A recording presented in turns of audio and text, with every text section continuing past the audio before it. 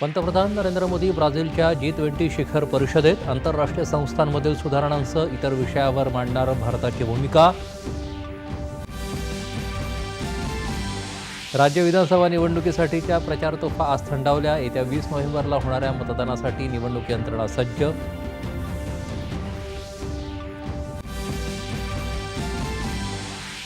प्रचाराच्या अखेरच्या टप्प्यात सर्वच पक्षांकडून झंझावाती प्रचार. सत्ताधारी आणि विरोधकांचे एकमेकांवर आरोप प्रत्यारोप. मणिपूरमधल्या स्थितीचा गृहमंत्री अमित शाह यांनी घेतला आढावा. शांतता प्रस्थापित करण्यासाठी निमलष्करी दलाच्या अतिरिक्त 50 तुकड्या पाठवल्या जाणार. जानेवारी महिन्यात होणाऱ्या युवा महोत्सवात युवकांना पंतप्रधानांसमोर विकसित भारताबद्दलच्या संकल्पना मांडण्याची संधी मिळणार. आणि आशियाई हॉकी चषक स्पर्धेत जपानला 90. भारतीय महिला संघाची उपांत्य फेरीत धडक. उद्या उपांत्य फेरीत पुन्हा भारत जपान आमने सामने, तर चीनचा